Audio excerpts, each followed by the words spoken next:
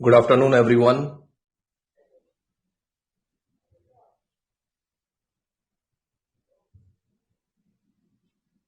Welcome everyone. हाँ जी, इसमें set solution functions ये चैप्टर है आपका, चैप्टर नंबर 2। इसका काफी ज्यादा यूज है आगे आने वाले चैप्टर्स में।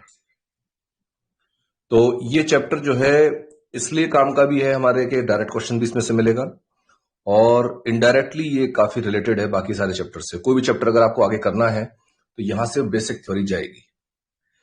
इसमें बहुत सारी चीजें सेट्स के बारे में, रिलेशन के बारे में, फंक्शन के बारे में हम जानते हैं, क्लास 9 से हम पढ़ते आ रहे हैं। तो इसमें तो पूरा एलिमेंट्री से लेकर के लास्ट तक सब चीजें ली हुई हैं। हम उतने डिटेल में नहीं जा रहे पीछे वाले, कि वो सब चीजें आपकी करी हुई हैं। मैं इसमें जो आपका स्टार्टिंग कर रहा हूं, सीधे जो है पार्शियली ऑर्डर्ड सेट से इसको मैं डिजाइन कर रहा हूं, जहां से आपको चीजें नहीं पता, बाकी सारी चीजें आपको मालूम है। एक टॉपिक और इसमें लास्ट में काउंटेबिलिटी का, वो हम छोड़ देंगे। काउंटेबिलिटी बिल्कुल वही है जो आप लोगों ने मेजर थ्योरी में पढ़ ली है। काउंटेबिलिटी अगर वो आती है आपको, सारा काउंटेबिलिटी आता है। तो इसमें जो प्रॉपरली जो हमें चीज पढ़नी है वो पार्शियली ऑर्डर्ड सेट्स के बारे में है, उसमें मैं आपको लेकर के आ रहा हूं। कोई भी चीज आपको अगर रेफरेंस लेना हो किसी का तो आप मुझसे बता सकते हैं, मैं आपको तुरंत उसके बारे में बता दूंगा।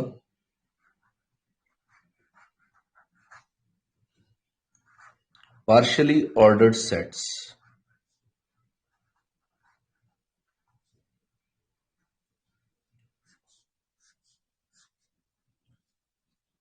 पार्शियली ऑर्डर्ड सेट को जब हम डिजाइन करते हैं तो एक रिलेशन आर डिफाइन किया जाएगा एक सेट के ऊपर। वो रिलेशन आर, जैसे आपका इक्विवेलेंस रिलेशन होता था रिफ्लेक्सिव, सिमेट्रिक, ट्रांसिटिव, यहां पर सिमेट्रिक की जगह पर एंटी सिमेट्रिक रिलेशन लिया जाएगा। पहला रिलेशन रिफ्लेक्सिव का रहेगा, दूसरा एंटी सिमेट्रिक का रहेगा, तीसरा रिलेशन जो है उसमें ट्रांसिटिव का रहेगा। एक करके लिखते हैं। A relation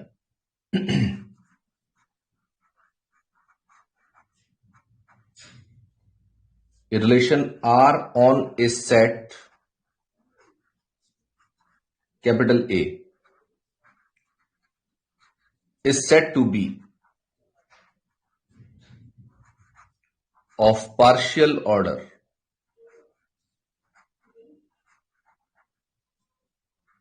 if number 1 R is reflexive,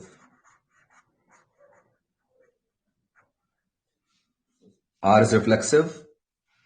reflexive का मतलब यह है कि हर एक एलिमेंट खुद से वो रिलेशन रखेगा। जैसे मान लीजिए मैं कहूं रिलेशन ब्रदरशिप का है, तो हर एक व्यक्ति खुद का भाई होगा। A is related to A, तो ए आर ए लिखते हैं for all A contained in capital A. R का मतलब है A is related to A. Number 2, R is anti symmetric.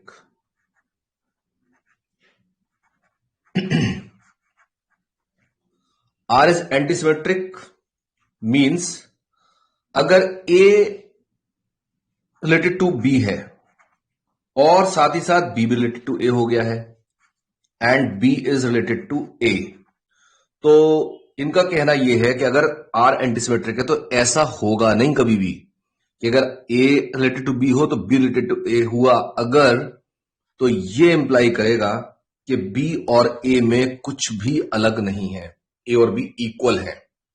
अगर ए रिलेटेड टू बी हो, बी रिलेटेड टू ए हो, तो ए इक्वल टू बी होगा। इसको मैं ध्यान दिलाऊंगा सिमेट्रिक से कैसे अलग है ये। अगर आपका ए रिलेटेड टू बी है तो वहां तुरंत बी रिलेटेड टू ए हो जाता है। सिमेट्रिक रिलेशन में अगर ए रिलेटेड टू बी हो तो B related to A direct हो जाता है। यहां पर कह रहे हैं अगर ऐसा हुआ तो फिर ए इक्वल टू बी होगा, क्योंकि ए इक्वल टू बी को तो रोक ही नहीं सकते, ए रिलेटेड टू ए तो हमेशा ही है। तो ऐसे में एंटी सिमेट्रिक होने पर अगर ए बी से रिलेट करता है तो बी ए से रिलेट नहीं करेगा, अगर ए और बी अलग अलग हैं। Number 3, R is transitive. R का ट्रांसिटिव बिल्कुल सेम जैसे पहले था वैसे ही है कि अगर A is related to B and B is related to C, then it implies A is related to सी।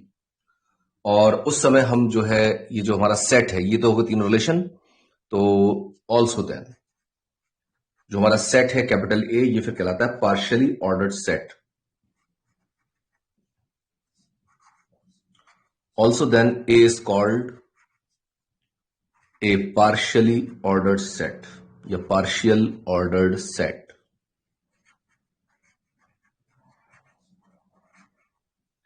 यहां तक कोई चीज पूछनी हो तो बताइए, ओके कीजिए, नहीं तो समझ में आ रहा है तो ओके करें।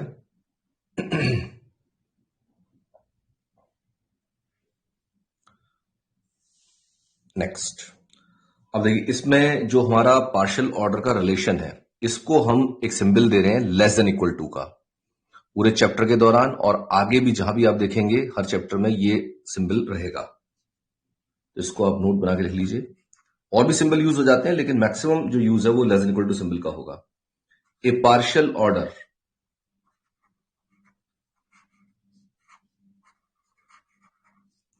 is denoted by the symbol less than equal to, इस सिंबल से डिनोट होगा।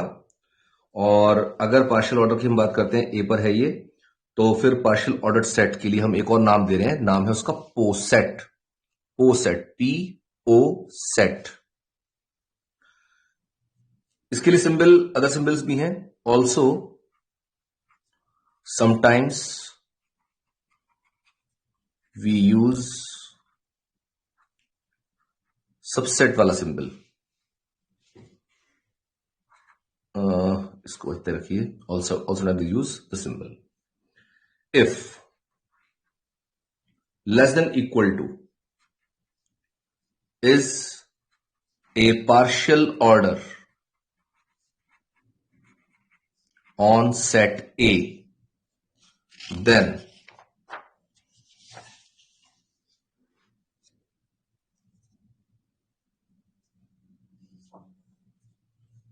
then the ordered pair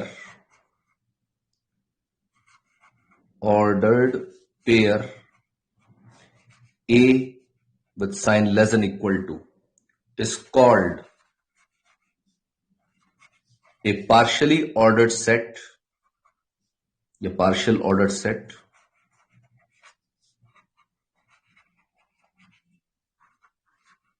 or poset. Keep this word in mind, poset. इसको मैं यहां भी लिखता हूं पोसेट, आगे कभी आपके रिफ्लेक्शंस में रहेगा। पार्शियली ऑर्डर्ड सेट्स, तो यहां पर less than equal to symbol, जो less than equal to symbol है ये कोई usual less than equal to symbol नहीं है कि ए बी से बड़ा हो गया। यहां सबसेट की बात भी आ सकती है, हम और भी तरह से इसको डिफाइन करेंगे। कई बार हम जो है डिविजिबिलिटी के ऑपरेशन से डिफाइन करते हैं, तो ये डिपेंड करेगा रिलेशन आपने क्या डिफाइन किया हुआ है, वो रिलेशन ही इस सिंबल से डिनोट हो जाएगा। एक एग्जांपल मैं आपको देता हूं इसके बारे में। The relation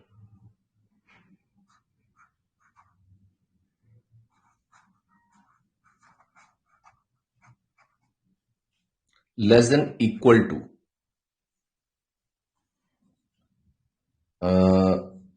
defined on the set of natural numbers, the set n of natural numbers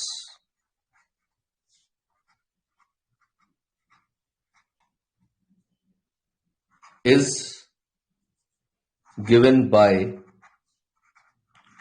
divisibility relation. Divisibility relation. Here अगर मान लीजिए मैं कहता हूं a is less than equal to b, तो इसका मतलब होगा a is a divisor of b. a is a divisor of b. और इस रिलेशन के लिए जो n है वो पोसेट हो जाएगा। For this relation n is a poset. आप देख सकते हैं, जैसे मान लीजिए नेचुरल नंबर है हमारे पास 1 2 3 4 5 6, तो a रिलेटेड टू a, हर एक नंबर खुद से डिविजिबल है। उसके अलावा अगर आप एंटी सिमेट्रिक देखते हैं, तो अगर कोई नंबर या तो किसी डिविजिबल होगा ही नहीं, अगर डिविजिबल होता है तो फिर वो इक्वल नहीं हो सकता, कंपेरेबल होगा। अगर मान लीजिए ए बी का डिविजिबल है और बी ए का डिविजिबल है, अगर है ऐसा तो फिर ए और बी को इक्वल होना पड़ेगा। जैसे मैं कहूं 2 4 का डिवाइजर है, लेकिन 4 तो 2 का डिवाइजर नहीं है, तो 2 और 4 का इक्वल होना कोई जरूरी नहीं है। यहां पर 2 4 का अगर डिवाइजर है तो 4 2 का डिवाइजर नहीं होगा, ये आपको ध्यान रखना है। ठीक है, तो एक तो ये बात होगी, तो एंटी सिमेट्रिक रिलेशन हो जाएगा। ट्रांसिटिविटी, अगर 2 4 का डिवाइजर है और 4 12 का डिवाइजर है तो 2 12 का डिवाइजर हो जाएगा। तो कुछ उस तरह से ट्रांसिटिविटी रिलेशन भी यहां होल्ड होगा। तो ये हमारे पास हुआ poset and less than equal to. इसके बाद आइए इसमें कंपेरेबल एलिमेंट्स।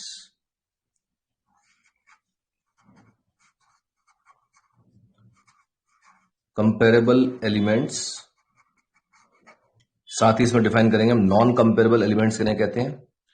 कंपेरेबल एलिमेंट्स का मतलब ये है कि अगर मान लीजिए दो एलिमेंट मैं कह रहा हूं सेट ए के अंदर है, पोसेट के अंदर, तो या तो ए बी से लेस देन इक्वल टू होगा या बी से लेस देन इक्वल टू होगा। अगर ऐसा हो रहा है तो हम कहेंगे दोनों कंपेरेबल। ऐसा ना हो कि ए बी से लेसर इक्वल नहीं हो रहा और बी ए से लेसर इक्वल नहीं हो रहा, दोनों से कोई सी भी कंडीशन नहीं हो रही, तो फिर उस समय नॉन कंपेरेबल एलिमेंट होते हैं। तो पहले मैं लिखता हूं इसको, फिर इसका एग्जाम्पल देकर समझाता हूं। Let A less than equal to be a poset, then a comma b contained in A are said to be comparable if either A is less than equal to B और B is less than equal to A। कोई सी condition जरूर हो जाए तो हम कहेंगे दोनों comparable है। Also A and B are non-comparable,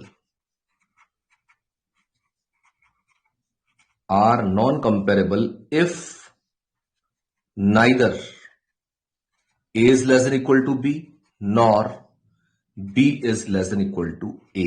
अच्छा, हमने कहीं greater than equal to sign नहीं डिफाइन करा है, केवल लेस देन इक्वल टू का साइन डिफाइन करा है। इस पे स्टिक रहेंगे, कभी भी ग्रेटर देन इक्वल टू का साइन नहीं लगाएंगे। तो ना तो A less than equal to B होगा और ना ही B less than equal to A होगा। अब इस पे एक एग्जांपल लीजिए।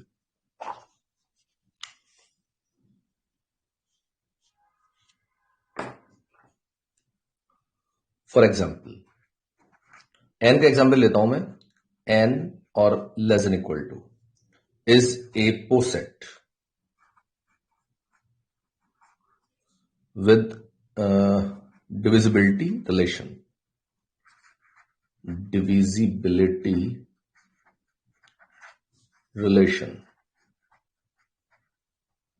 तो आप देखिए जैसे मैंने बताया 2 और 4 कंपेरेबल है, 2 and 4 आर कंपेरेबल, क्योंकि 2 लेस इक्वल टू 4 कहा जाएगा, as 2 is a divisor of 4 or we say 2 is less than or equal to 4। Less than equal to में लेस देन और इक्वल दोनों बातें हो जाती हैं, लेस देन 4 और इक्वल टू 4। लेकिन इसके अलावा अगर मान लीजिए मैं लेता हूं 5 and 9 आर नॉन कंपेरेबल, क्योंकि ना तो 5 9 का डिवाइजर है और ना ही 9 5 का डिवाइजर है। as 5 is not a divisor of 9 and 9 is not a divisor of 5। तो ये नॉन कंपेरेबल है। बताइए समझ में आ रहा है ये?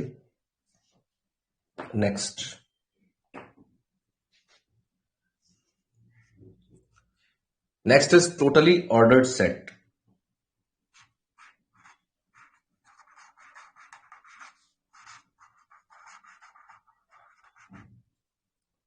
टोटली ऑर्डर्ड सेट और chain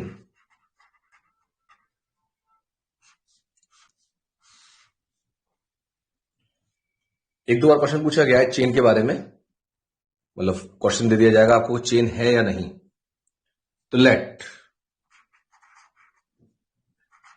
A less than equal to be a poset,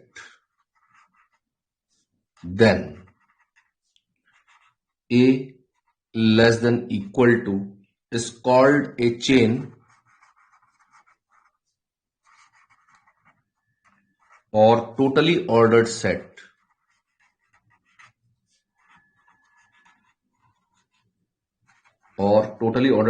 if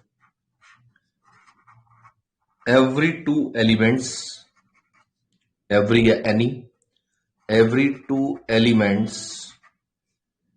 in A are comparable. कोई भी दो एलिमेंट्स कंपेरेबल हो तो फिर हम कहेंगे वो चेन बनेगी। तो इसको हम ऐसे कह सकते हैं कि या तो A less than equal to B होगा या B less than equal to A होगा for all A comma B contained in capital A। तो अगर टोटली ऑर्डर्ड सेट्स हैं आपके पास तो उनको हम एक और नाम देते हैं linearly ordered set. Totally ordered sets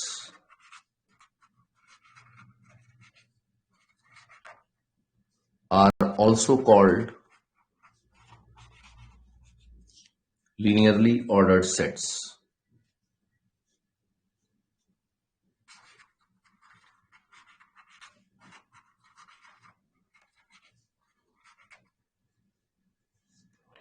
तो ये था totally ordered set.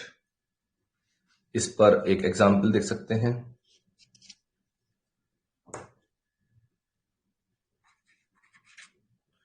Set of real number अगर आप लेते हैं और उसमें जो सिंबल है लेस देन इक्वल टू का वो लेस देन इक्वल टू ही ले लेते हैं। लेस देन इक्वल टू मतलब छोटा और बड़ा जैसे बात करते हैं, तो वहां पर जो है आपके पास वो एक टोटली ऑर्डर्ड सेट होगा, क्योंकि कोई भी रियल नंबर हो, कोई भी दो रियल नंबर हो, उनमें या तो इक्वलिटी होती है या एक बड़ा होता है। लॉ ऑफ ट्रिचोटोमी आपने पढ़ा है, या तो ए लेस देन बी होगा या ए ग्रेटर देन बी होगा या ए इक्वल टू बी होगा।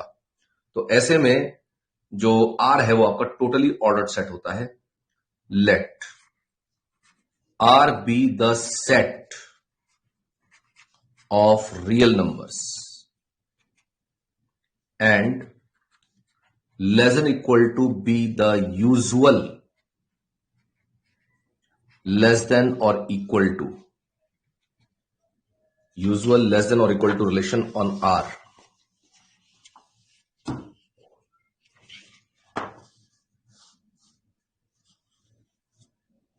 The usual less than or equal to relation on R, then R less than equal to is a poset which is a chain कहलाए या totally ordered कहलाए, एक ही बात है। अच्छा, लेकिन अगर हम n का एग्जाम्पल लेते हैं तो वहां पर वो नहीं है जो हमने n पर लिया था, डिविजिबिलिटी वाला जो रिलेशन लिया था। But n less than equal to for is a poset for divisibility relation आपको डिफाइन करना पड़ेगा हर बार। Divisibility relation is not a chain, क्योंकि अगर इसमें दो एलिमेंट मुझे मिल गए जो कंपेरेबल नहीं है तो चेन टूट जाएगी, चेन नहीं होगी। As 2 and 3 are not comparable, क्योंकि सारे एलिमेंट्स कंपेरेबल होने चाहिए तभी चेन बनती है। तो बताइए अगर क्लियर हो गई बात तो।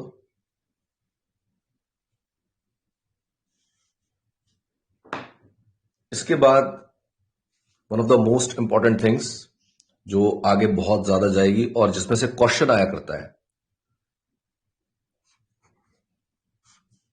लैटिसेस में बहुत यूज होगा, representation of posets. Representation of posets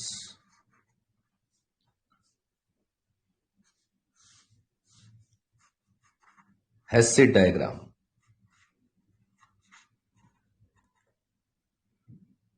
हेसिड diagrams ऐसे कहें, हासी कहें, हासी डायग्राम्स।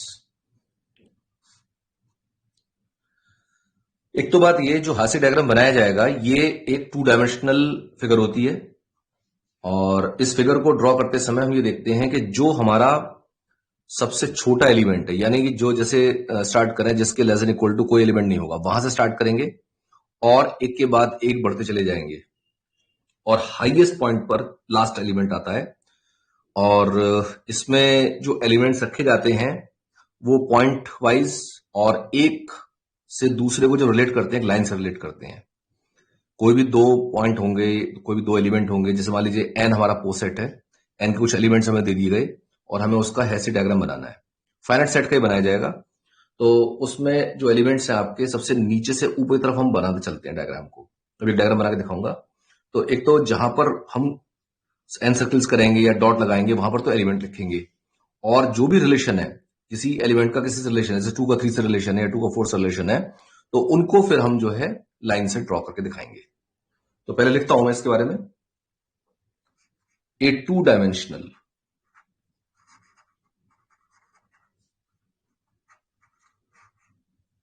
diagrammatic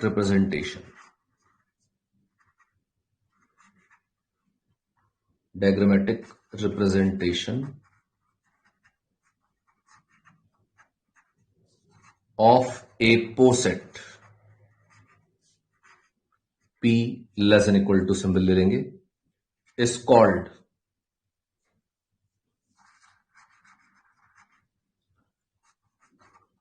हास्य डायग्राम।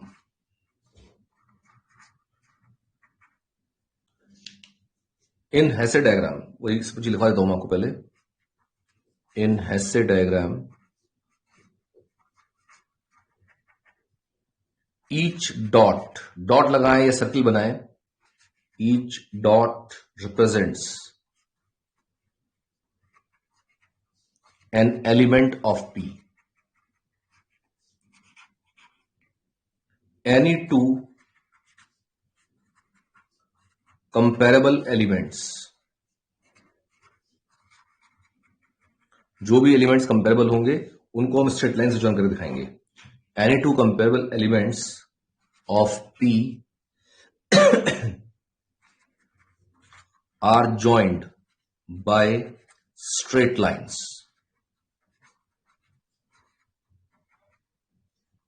स्ट्रेट लाइंस, और ये इस तरह से जोड़ी जाएंगी कि आपका जो ए है लेस इक्वल टू बी हो, तो उस समय ए को बी से नीचे रखना होगा डायग्राम में। Any 2 comparable elements of P are joined by straight lines such that whenever A is less than equal to B, then A lies below B in the diagram. In the diagram.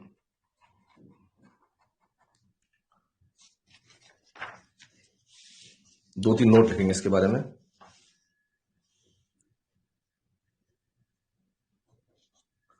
Note number 1, कोई भी जो non comparable elements हैं उनको हम join नहीं करते हैं, वो आपस में कभी भी ज्वाइन नहीं होंगे। नॉन कंपेरेबल कभी भी ज्वाइन नहीं करने। Non comparable elements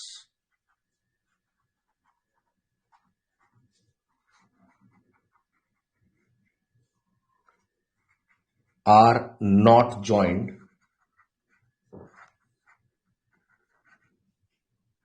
in Hesse diagram.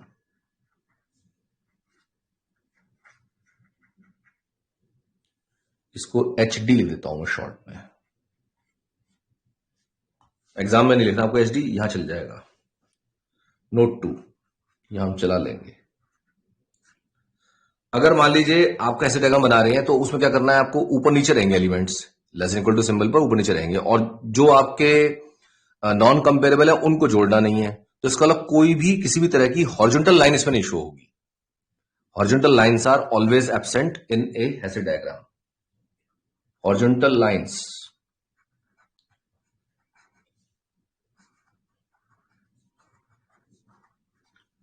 are absent in a HD. इसमें हमेशा वो एब्सेंट रिंग दिखाई नहीं देंगी। अब एक एग्जाम्पल ले लेते हैं जिससे ये सब चीजें क्लियर हो जाए।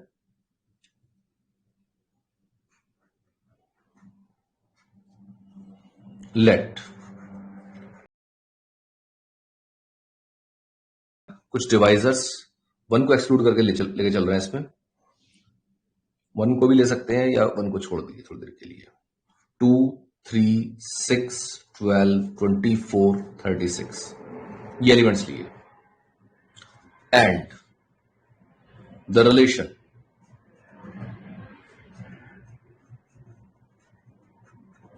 less than equal to be such that x is less than equal to y if x is a divisor of y. Draw the Hesse diagram of x और लेस देन इक्वल टू। इसके लिए बनाएंगे। अब देखिए शुरुआत कैसे करनी है। सबसे पहले जो एलिमेंट सबका डिवाइजर है उनको नीचे रखिए। अब जैसे 2 है सबका डिवाइजर है, 3 है सबका डिवाइजर है, लेकिन 2 और 3 आपस में डिवाइजर नहीं है। जो 2 और 3 आपस में डिवाइजर नहीं तो इनको तो कनेक्ट नहीं कर सकते, लेकिन इनसे हमारा जो ट्री है बनना स्टार्ट होगा। ये 2 ले लिया और ये 3 ले लिया, ठीक है। लेकिन 2 और 3 दोनों 6 के डिवाइजर है, तो 6 इनसे ऊपर रहेगा और दोनों का डिवाइजर दोनों का कॉमन डिवाइजर है, तो दोनों आकर के दोनों स्ट्रेट लाइंस आकर के यहां मिलेंगी, यहां पर ये 6 पर, ठीक है। अब 6 जो है आपका 12 का डिवाइजर है, 6 24 का 36 का डिवाइजर, लेकिन 12 फिर देखो 24 और 36 का दोनों डिवाइजर है। तो 6 से आप एक ब्रांच लेंगे जो 12 पे जाएगी, और 12 चूंकि दोनों का डिवाइजर है 24 36 का, तो इससे आप 2 ब्रांचेस ऐसे निकाल दीजिए। तो ये 24 और 36 पर ये हमारा बन गया। तो ये हेसे डायग्राम बनाया। इसमें जो लोएस्ट लेवल पर जो एलिमेंट्स हैं वो नॉन कंपेरेबल हैं, और जो हाईएस्ट लेवल पर एलिमेंट्स हैं वो भी नॉन कंपेरेबल है। इनमें कोई लेस देन इक्वल टू वाला साइन नहीं लग सकता, क्योंकि डिवाइजर नहीं है ना, ये पूरा डिवाइड कर दिया। जैसे 12 24 का डिवाइजर है, 12 36 का डिवाइजर है, तो 12 से दोनों डिवाइड होंगे, तो जो भी नीचे से एलिमेंट दिखाई देगा डिवाइजर होगा। और जैसे 36 6 जो 36 का डिवाइजर है, 6 24 का डिवाइजर है, ऐसे 2 6 12 36, 2 6 12 24 का डिवाइजर है, 3 6 का 12 का 36 का डिवाइजर है। इस तरह से चलेगा ये। तो बताइए समझ में आ गया है? तो ये और लेते हैं एग्जाम्पल।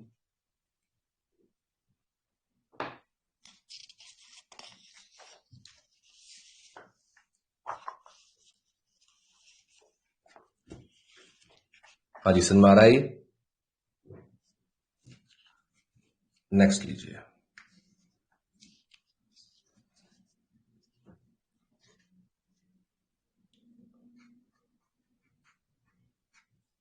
लेट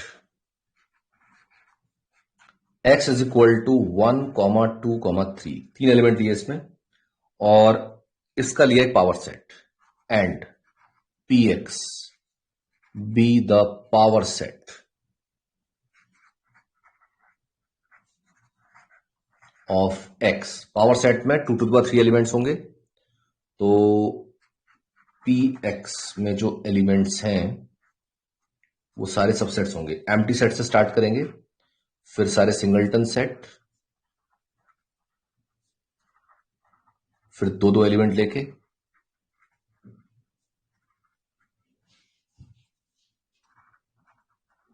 फिर तीनों एलिमेंट ले लो।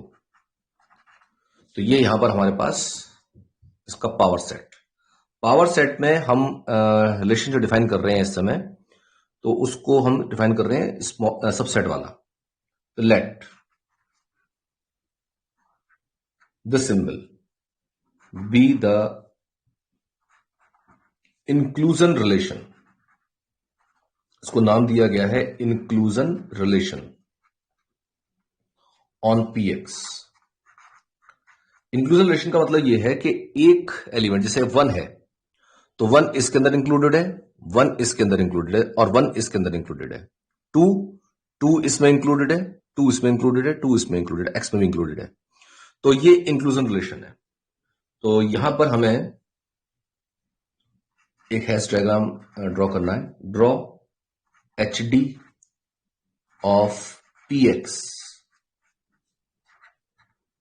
Inclusive relation. तो देखिए इसमें the H D of P X is as follows.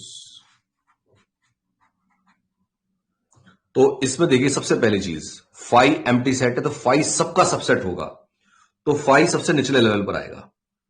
फिर उसके बाद में आपको लेने हैं 1 2 3, और फाइव तीनों के अंदर होगा, तो फाइव से तीन ब्रांच निकलेंगी जो 1 2 3 पर जाएंगी। अब जैसे मान लीजिए ये मैंने लिया फाइव, तो फाइव से आपको तीन ब्रांच लेनी होंगी। अब ये क्या डायग्राम हमारा देखा हुआ है, तो हमें फिगर भी उसी तरह की बना के चलनी है। आप अपने मतलब आड़े तिरछे हाथ से नहीं बनाएंगे, आपको इसका फिगर का आइडिया भी होना चाहिए कैसे फिगर आएगी इसकी। इसकी फिगर देखने में ऐसी लगती है जैसे क्यूबॉइड हो, लेकिन क्यूबॉइड हम नहीं बनाएंगे। यहां पर जो फिगर है आपकी वो एक टू डायमेंशनल फिगर है, तो उसको देखने में आप जरूर क्यूबॉइड जैसा लग सकता है आपको, लेकिन क्यूबॉइड बनाना अपनी मजबूरी है इसमें। तो मैं भी इसको इनकम्प्लीट रखता हूं, पहले बनाते हैं। देखिए सबसे निचले पायदान पर यहां रहेगा फाइव, ठीक है जी। फाइव के बाद में यहां से मैंने कनेक्ट किया वन को, टू को और थ्री को। पहले वन को ब्रैकेट में रखेंगे, टू को और थ्री को यहां पर। अब ये जो ब्रांच बनी है ना ऊपर, ये बाद में बनी है, ये अभी पहले मैं इसको दिखा दूं। ये तीन मैं इस तरह से बना रहा था पहले, तो ये वन टू और थ्री, तो पहले फाइव से वन, फिर टू, फिर थ्री, इस तरह से। तो ये पूरा बन गया। अब वन किससे कनेक्ट होगा? वन टू से, वन थ्री से और एक्स से। तो वन किससे कनेक्ट होगा? वन टू से। टू भी कनेक्ट होगा वन टू से, तो वन टू यहां आएगा, ये वन टू का आएगा, ठीक है जी। तो वन टू जो है वन और टू दोनों के लिए आ गया, क्योंकि ये दोनों को इंक्लूड कर रहा है। थ्री से बात करें तो थ्री के लिए आप देखिए, थ्री यहां पर वन थ्री और टू थ्री दोनों लेगा। वन थ्री इधर दिखाएंगे, टू थ्री इधर दिखाएंगे, क्योंकि वन की तरफ आएगा वो। अभी दिखाता हूं इसको मैं, ये आपका रहेगा वन थ्री और ये टू थ्री, तो वन थ्री और ये टू थ्री। और अब चूंकि वन थ्री जो है वन को कंटेन कर रहा है, तो एक लाइन इससे मिलाओ इसकी, और टू थ्री टू कंटेन कर रहा है, तो एक लाइन इससे मिलाओ इसकी, ठीक है जी। और इसके बाद वन टू थ्री इसको भी कंटेन करेगा, इसको भी कंटेन करेगा। ये हो गया हमारा one comma two comma three, ये वाला आ गया। और वन कॉमा टू को भी कंटेन करेगा, तो यहां से भी लीजिए एक लाइन, इसको भी कंटेन करेगा। तो ये शेप दिखाई देगी, देखने में लग रहा है क्यूबॉइड जैसा है, कमरे जैसा लग रहा है, लेकिन ये टू डायमेंशनल फिगर है। बताइए समझ में आ रही है? तो ये इंटरचेंजेबल है, वन और टू को आप इंटरचेंज कर सकते हैं, थ्री को इंटरचेंज कर सकते हैं, लेकिन उसके अकॉर्डिंग फिर यहां चेंजेस आ जाएंगे। नेक्स्ट देखिए इसमें,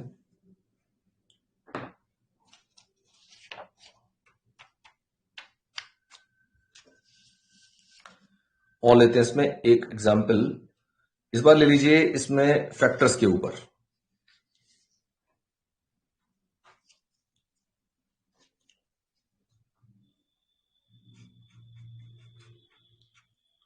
late x be the set of factors of 12।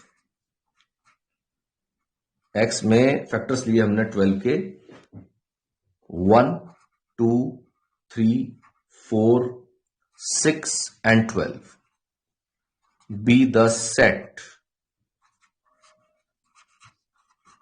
of all factors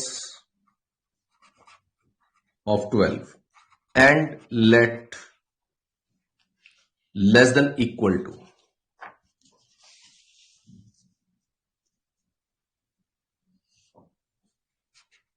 less than equal to symbol जो डिफाइन कर रहे हैं वो डिवीजन वाला रिलेशन, and less than equal to be the divisibility relation.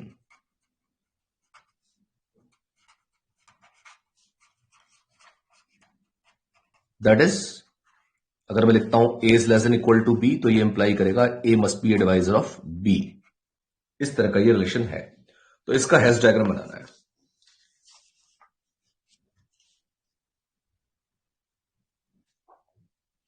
Draw hash diagram for, क्या नाम रखा है इसका हमने, एक्स।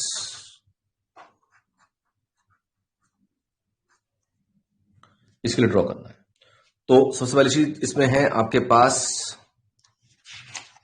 1 2 3 4 6 12। तो एक सबसे नीचे का, क्योंकि एक सबका जो है इसमें डिवाइजर है। फिर एक के ऊपर 2 3 रहेंगे, लेकिन 2 जो है फिर 4 का डिवाइजर है, 3 जो है 6 का डिवाइजर है। तो इस तरह से ब्रांचेस निकलेंगी इसमें से। देखिए इसमें 1 लिया हमने, 1 जो है 2 और 3 दोनों का डिवाइजर है, तो 2 ब्रांचेस इसमें से निकालिए, 2 और ये 3। अब जो 2 4 का डिवाइजर है और 3 जो 6 का डिवाइजर है, फिर ये भी ध्यान रखना 2 6 का भी डिवाइजर है। तो यहां पर 2 6 से भी कनेक्ट होगा, 2 4 से भी कनेक्ट होगा स्ट्रेट लाइन से। तो ये यहां पर आपने इस तरह से दिखाया इसका फिगर, यहां 4 यहां 6 और 2 को फिर 6 से कनेक्ट करना पड़ेगा, क्योंकि 2 6 का भी डिवाइजर है डायरेक्टली विदाउट गोइंग टू 3, क्योंकि 2 और 3 नॉन कंपेरेबल है। फिर उसके बाद में आ जाता है 12। तो 12 का जो 4 भी 12 का डिवाइजर है और 6 12 का डिवाइजर है, तो दोनों को ऊपर ले लो। यहां 12 आ गया, तो 4 12 का डिवाइजर है, 6 12 का डिवाइजर है, 2 इन लॉन्ग, यहां पर 2 4 का फिर 12 का डिवाइजर है, 3 6 का फिर 12 का डिवाइजर है। 3 4 का डिवाइजर नहीं है, इसे कनेक्ट करने की जरूरत नहीं है, बाकी किसी को कनेक्ट करने की जरूरत नहीं है, 1 का तो हो ही गया है। तो बताइए समझ आ गया? तो ये इसका हैश डायग्राम है। इसके बाद में एक ले लेते हैं चेन का।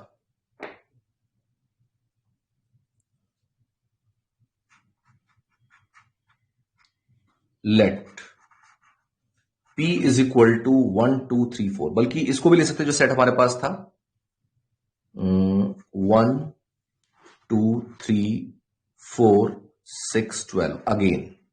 लेकिन इस बार जो रिलेशन अब हम डिफाइन कर रहे हैं simple less than equal to का, where less than equal to be the usual less than और इक्वल टू रिलेशन।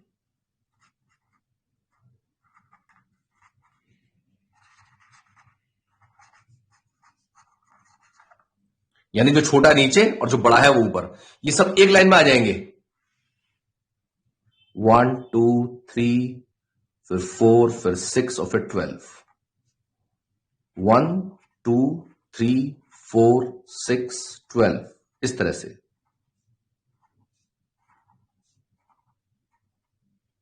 ये चेन में आ जाएंगे, ठीक है ना, सीधे सीधे, क्योंकि छोटे की बात होगी, usual less than sign, less than equal to sign, तो उससे ये रिलेट हो जाएंगे इस तरीके से। बताइए समझ में आ गया तो ओके करते हैं इसको भी। नेक्स्ट, अब आ जाइए कुछ डेफिनेशंस पर।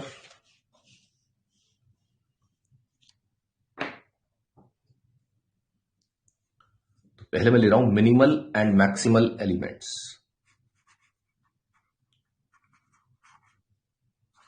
Minimal and maximal elements.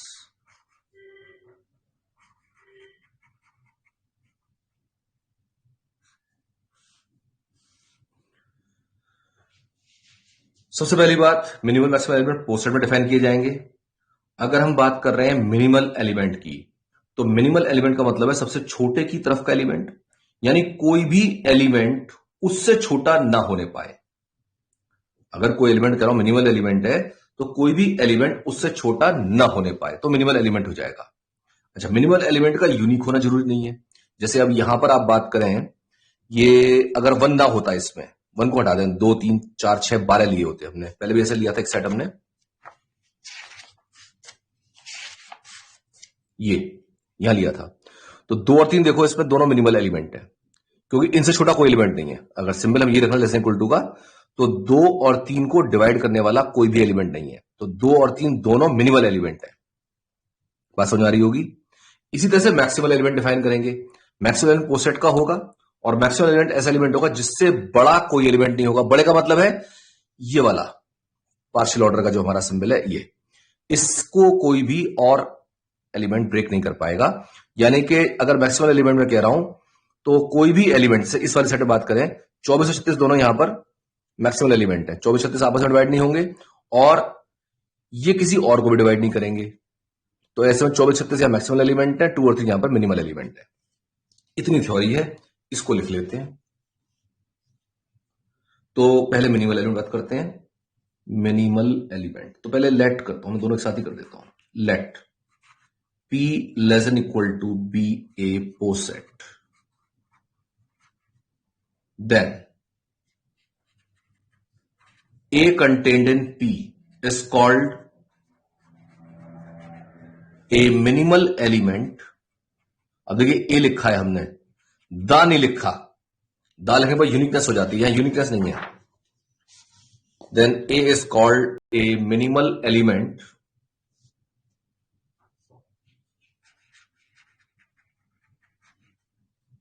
if there does not exist any B contained in P such that B is not equal to A and B is less than equal to A. ना तो B A के बराबर होगा और ना ही B A से छोटा होगा. ठीक है, लेस देन इक्वल टू भी नहीं होगा, इक्वल टू भी नहीं होगा. That is there does not exist any B contained in P such that B is less than A. यानी B A से छोटा हो जाए ऐसा कोई भी B कैपिटल P में एग्जिस्ट नहीं करेगा. तो ये होगा हमारा मिनिमल एलिमेंट. ऑल्सो अगर हम बात करें मैक्सिमल एलिमेंट की, तो also A contained in P is called a maximal element.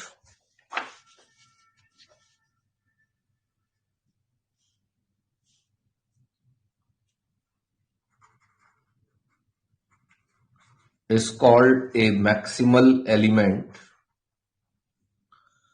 if there does not exist any B contained in P such that, एक तो B A की इक्वल होना ही नहीं चाहिए. दूसरी बात अब क्या उल्टा है कि A B से छोटा ना होने पाए, और इसी का उल्टा रिलेशन यहां कर दीजिए. There does not exist any B contained in P such that A is less than P this time. A B से छोटा नहीं हो पाएगा. तो फिर हम कहेंगे कि A is the maximal element. Maximum नहीं कह रहे, मैक्सिमल कह रहे हैं. ठीक है, तो इस पर अब एक दो नोट्स ले लीजिए.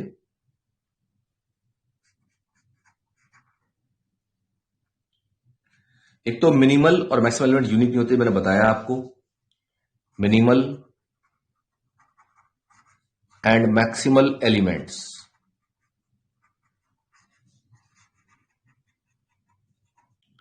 Are not unique.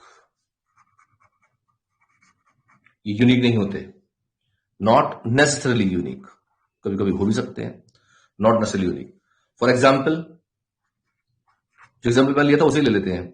X is equal to 2, 3, 6, 12, 24, 36. तो ये पोसेट है with divisibility relation. Is a poset with divisibility relation.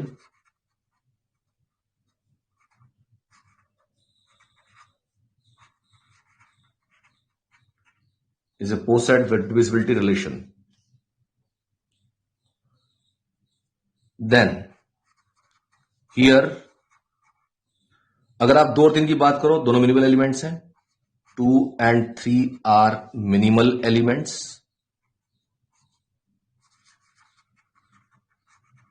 And 24, 36, 24 and 36 are maximal elements.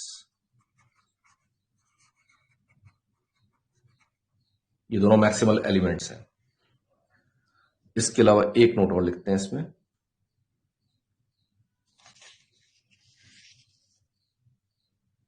Next note, जितने भी एलिमेंट्स हैं जो लोएस्ट लेवल पर आएंगे किसी भी हेसिड डायग्राम में, तो वो सबसे नीचे की तरफ दिखाए जाएंगे. जो जितने एलिमेंट्स, जो मिनिमल एलिमेंट्स हैं वो नीचे, और जो मैक्सिमल एलिमेंट्स हैं वो ऊपर की तरफ दिखाई जाएंगे, हाईएस्ट लेवल दिखाए जाएंगे. ऑल दोज एलिमेंट्स, ऑल या ये कहें minimal elements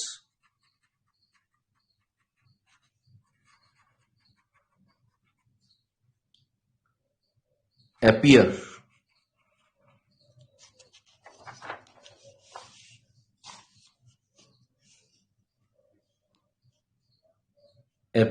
at the lowest level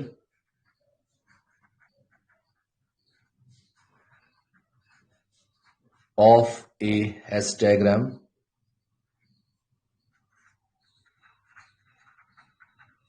whereas all maximal elements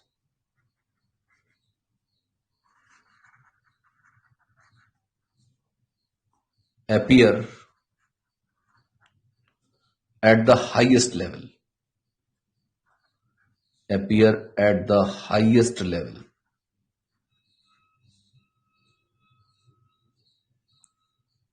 Whereas highest level of a Hess diagram.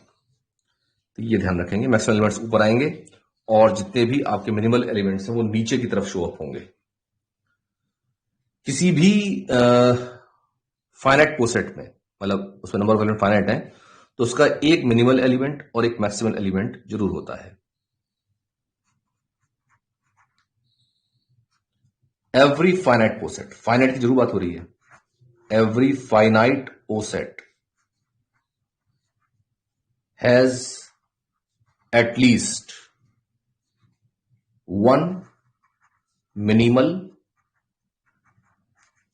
and one maximal element. एक मिनिमल एलिमेंट जरूर होगा और एक मैक्सिमल एलिमेंट जरूर होगा. इसके अलावा ऐसा हो सकता है कि किसी पोसेट में मिनिमल मैक्सिमल एलिमेंट को हम ना ढूंढ पाए, लेकिन अगर वो इनफाइनाइट है तब ऐसा होगा, फाइनाइट में कभी नहीं होगा. An infinite पोसेट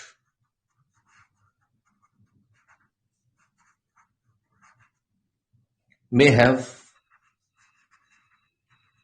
neither a maximal nor a minimal element. ना ही मैक्सिमल एलिमेंट होगा इसके पास और ना ही मिनिमल एलिमेंट होगा. फॉर एग्जाम्पल, इसका एग्जाम्पल देना पड़ेगा. जेड ले लें. जेड के एलिमेंट कैसे होते हैं? 0 +-1 +-2 +-3 and so on. with usual less than equal to relation.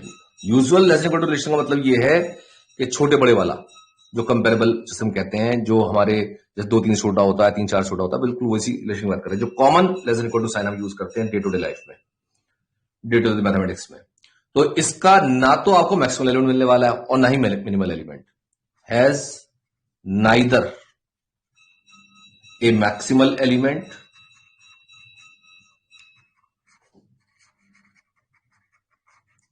Nor a minimal element. ना इसका मैक्सिमल एलिमेंट का पता है और ना मिनिमल एलिमेंट का. आप ढूंढते चले जाइए, बड़े करता चले जाएंगे तो बड़े से बड़ा एलिमेंट नहीं मिलेगा, छोटे से छोटा नहीं मिलेगा. छोटे में नेगेटिव तो चलते चले जाएंगे तो वो नहीं मिलेगा. ठीक है जी, तो मेरे ख्याल बात समझ में आ रही होगी ये. इसके बाद में आते हैं, इसी से मिलता जुलता एक और क्राइटेरिया है हमारे पास लीस्ट और ग्रेटेस्ट एलिमेंट्स का. वो मिनिमल मैक्सिमल से थोड़ा अलग है. Least and greatest elements.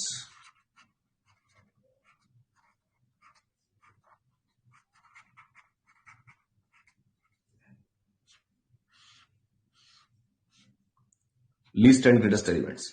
अब P मान लीजिए पोसेट है less than equal to sign के साथ. Let P less than equal to be a poset. थोड़ा सा अंतर है, लिख करके समझा पाऊंगा वैसे. अब मान लीजिए यहां पर मैं कहता हूं कोई ए एलिमेंट है, वो लीस्ट एलिमेंट हो गया है, तो ए सबसे लेस देन इक्वल टू हो जाएगा जितने भी एलिमेंट्स हैं पी के पास, उन सब से. If there exist some A contained in P such that A is less than equal to X for all X contained in P, then A is said to be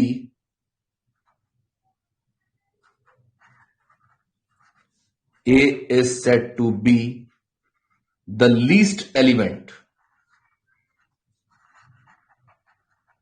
of P. जब भी मैं less equal to sign लगाऊं, फिलहाल के लिए आप हमेशा इसको डिवाइजर वाली बात समझिए। ए लेस इक्वल टू एक्स कह रहे हैं, तो मतलब एक नंबर ऐसा जो सबका डिवाइजर होता चला जाए, सबका डिवाइजर होता चला जाए, तब वो आपका कहलाएगा लीस्ट एलिमेंट। ठीक है, अभी इसको क्लियर करेंगे एग्जाम्पल के द्वारा। और अगर मान लीजिए उल्टा करें, अगर ए सबसे बड़ा होता चला जाए, ठीक है, तो हम कहेंगे ए उस समय ग्रेटेस्ट एलिमेंट हो जाता है। Also if there exist some A contained in P, और जैसे लिखा ना देयर इज सम, तो इससे यह भी बात हो जाती है कि हो सकता है एग्जिस्ट ही ना करे, किसी पोसेट के अंदर उसका ग्रेटेस्ट और लीस्ट एलिमेंट हो, ये जरूरी नहीं है। अभी एक एग्जांपल के द्वारा समझेंगे। Also if there exist some A contained in P such that, this time जो x है वो लेस इक्वल टू ए हो जाए for all x contained in p, then a is said to be the greatest element of p। Greatest element कहलाएगा। तो पहले एक दो नोट लिखना इसके बारे में, फिर एग्जांपल पे आता हूं मैं। Note,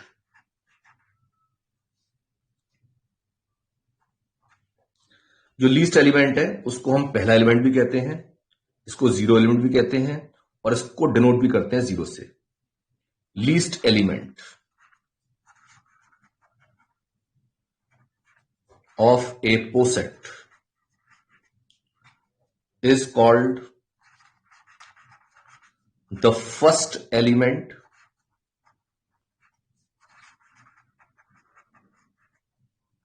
or zero element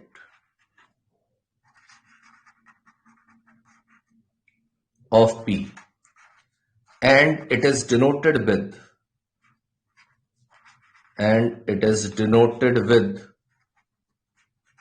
zero। इसको फर्स्ट एलिमेंट भी कहते हैं, इसको जीरो एलिमेंट भी कहते हैं, इसको डिनोट करते हैं जीरो से। इसी तरह से अगर हम बात करें ग्रेटेस्ट एलिमेंट की, तो ग्रेटेस्ट एलिमेंट जो होगा वो लास्ट एलिमेंट कहलाएगा, उसे यूनिटी एलिमेंट भी कहते हैं, और वो वन से डिनोट होता है। Also the greatest element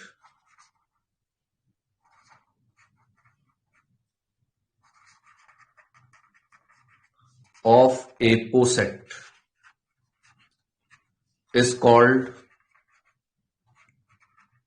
the last element, कह लीजिए, is called the last element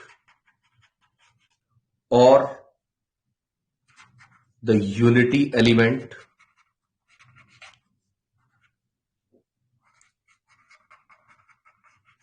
of P, and it is denoted with 1।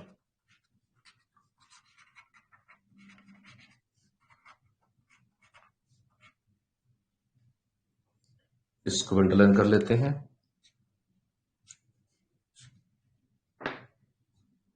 और देखिए इसमें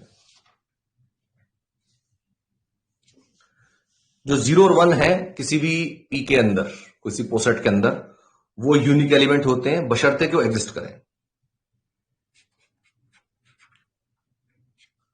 zero and one of a poset P are unique elements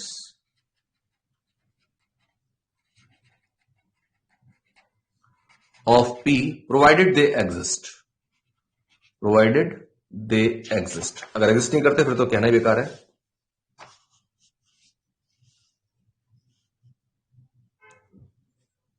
provided they exist।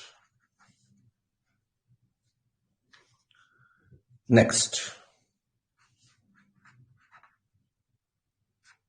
Zero और one हो सकता है बिल्कुल एग्जिस्ट ना करें, ये मैं आपको इसको एक एग्जाम्पल द्वारा समझाऊंगा, उसमें काफी सारी चीजें आ जाएंगी।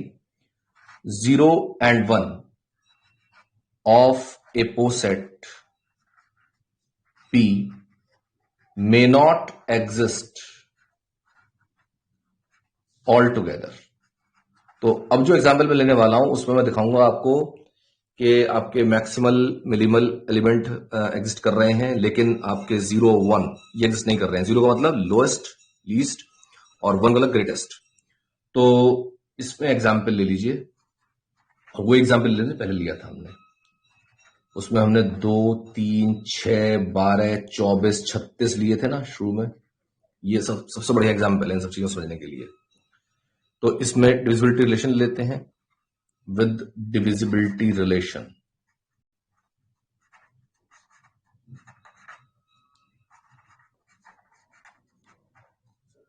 Is a poset. ठीक है जी। अब जरा इसमें देखें, इसमें अगर मैं बात करूं लीस्ट एलिमेंट की, तो कोई एलिमेंट लीस्ट नहीं है, क्योंकि ऐसा कोई नंबर नहीं है जो सबका डिवाइजर हो। 2 सबका डिवाइजर है? नहीं है। 2 3 का डिवाइजर नहीं है। 3 का सबका डिवाइजर है? नहीं है, क्योंकि 3 2 का डिवाइजर नहीं है। तो यहां पर मिनिमल एलिमेंट नहीं है। फिर क्या सारे नंबर 36 के डिवाइजर है? नहीं है। 24 36 का डिवाइजर नहीं है। क्या 24 के सारे नंबर डिवाइजर है? नहीं है। तो 24 36 यहां पर ग्रेटेस्ट एलिमेंट्स है, सॉरी मैक्सिमल एलिमेंट्स है। ग्रेटेस्ट एलिमेंट कोई नहीं है इसमें। इसमें कोई भी लीस्ट एलिमेंट नहीं है। Least element, least and greatest element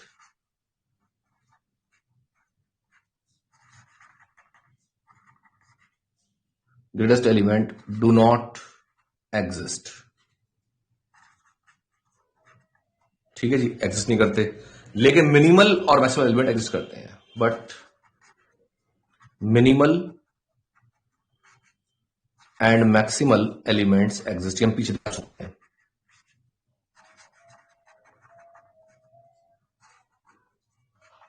बताइए, बात समझ में आ रही तो ओके कर देंगे इसको।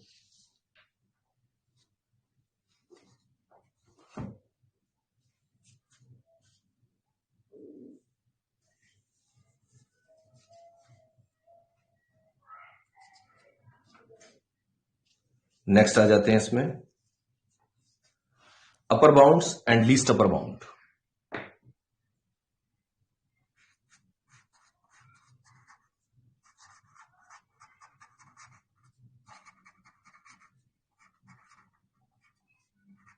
Least upper bound, LUB। तो अगर मान लीजिए P ओ सेट है हमारे पास, तो उसमें अगर कोई नंबर ऐसा है जो सभी से लेस देन इक्वल टू हो गया है, कोई नंबर सभी से लेस देन इक्वल टू हो गया है, तो वो एलिमेंट उसका लीस्ट अपर बाउंड कहलाएगा। ठीक है। अपर बाउंड तो सारे हो जाएंगे, जितने भी नंबर है सब अपर बाउंड हो जाएंगे, और उनमें जो छोटा आएगा वो हो जाएगा आपका लीस्ट अपर बाउंड। तो इसको डिफाइन कर लेते हैं, let P less than equal to be a poset and let capital A be a subset of P। इसको सबसेट ले लिया हमने। An element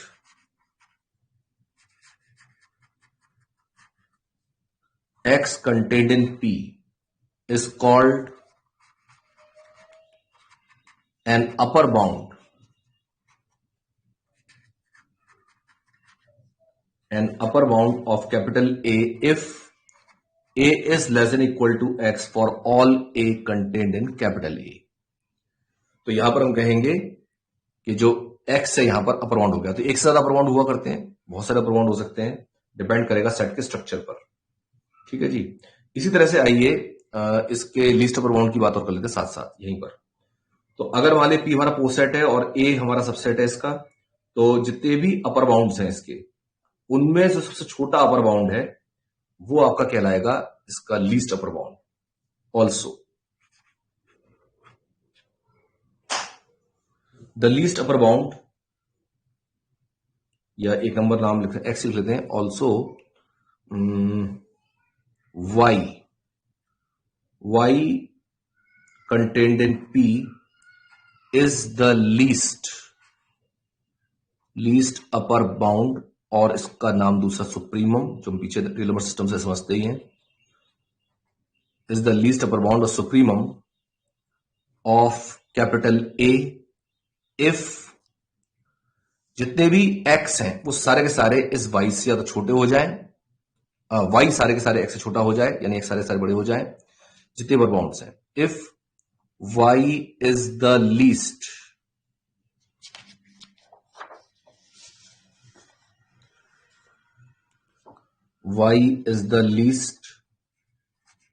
of all upper bounds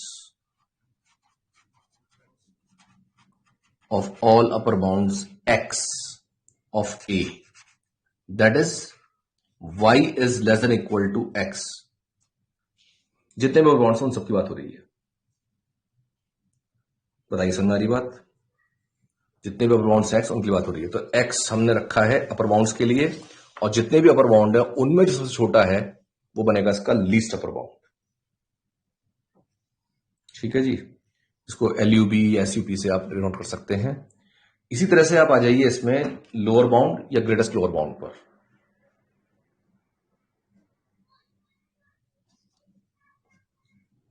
lower bound and greatest lower bound.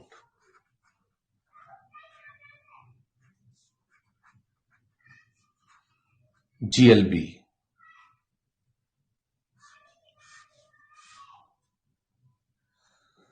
P हमारा poset है। Let P with less than equal to sign P a poset and A be a subset of P।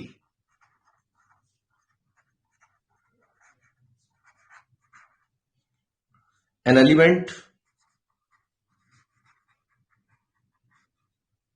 x contained in P is said to be a lower bound। उल्टा हो जाएगा बिल्कुल से, a lower bound of capital A if x is less than equal to a for all a contained in A। तो हम कहेंगे यहां पर जो एलिमेंट x है हमारे पास वो इसका लोअर बाउंड हो गया है। लोअर बाउंड तो ऐसे ऐसे हजारों लोअर बाउंड हो सकते हैं depending upon the set structure. अब इन जितने भी लोअर बाउंड हैं इनमें जो सबसे बड़ा होगा वो बनेगा ग्रेटेस्ट लोअर बाउंड।